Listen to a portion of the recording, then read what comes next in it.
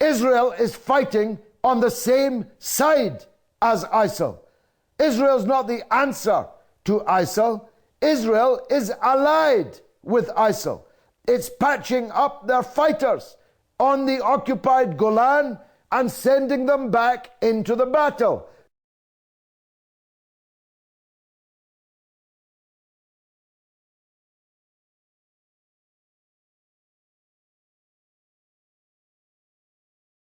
Why is Israel helping them, Zona?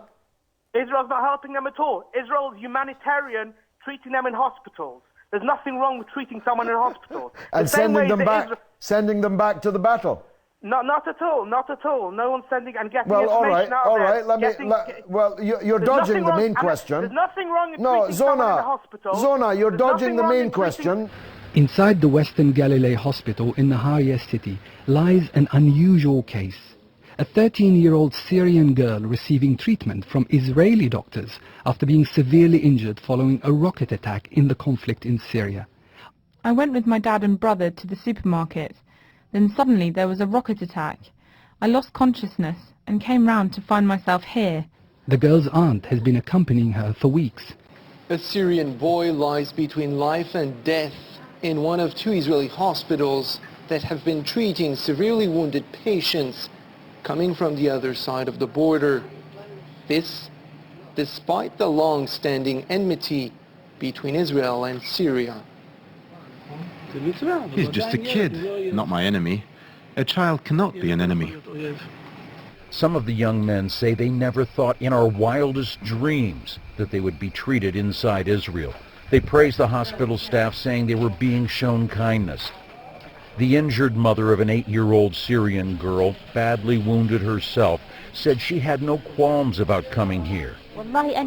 Honestly, I was not afraid, she says. I was happy we were coming here to be treated. To be honest, I was shocked that Israel took us in.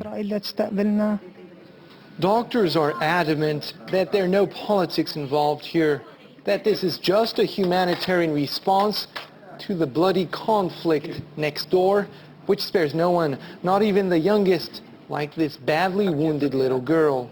The little girl's mother, who is also being tended to, says she's thankful. If someone back home asks me where was I treated in hospital, I'll say Israel. I'm very thankful to their doctors and wish them every success. But for now, there's a sharp increase in the number of patients like Layla. Half of the available beds in the intensive care unit here are filled with Syrian wounded brought in the last week alone. This is a quote: "I lost consciousness in the blast. When I woke up, I was in a hospital in Israel." This was a testimony of a young child injured in Syria's bloody ongoing civil war, 2-year ongoing civil war. We're joined by British journalist and political analyst Ina Lazareva. Good morning to you. Good morning. Now, you reported these stories. Tell us about this little girl and where did you meet her?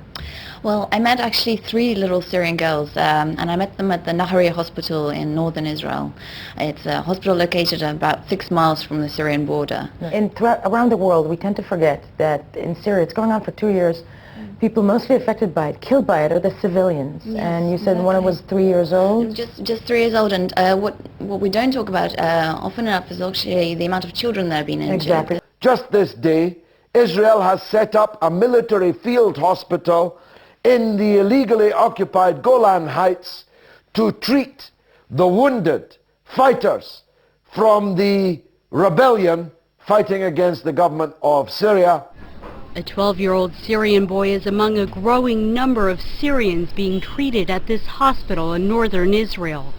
The family friend who brought him here says a young boy was injured when a shell exploded outside of his house in Damascus. After that, he brought him to Lebanon for basic medical treatment.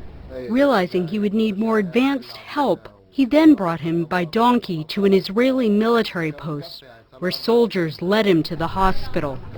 The irony of his predicament is not lost on the family friend who brought him here. While he didn't want to show his face on camera, he says that growing up in Syria, he was led to believe Israel was the enemy. The hospital is currently treating 10 Syrians and has treated a total of more than 360 since February of last year. Doctors say the Syrians probably would have died without the Israeli care, and that trauma goes beyond their physical wounds.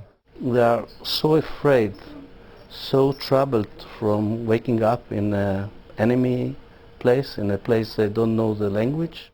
About half the hospital staff speaks Arabic, and Bahum says that and the love they're shown helps the Syrians calm down. Just to come, say, be calm, I love you, I'm going to help you. And they have a small smile. They're making my day. They are collaborating with Israel. Their wounded are being treated in Israeli hospitals.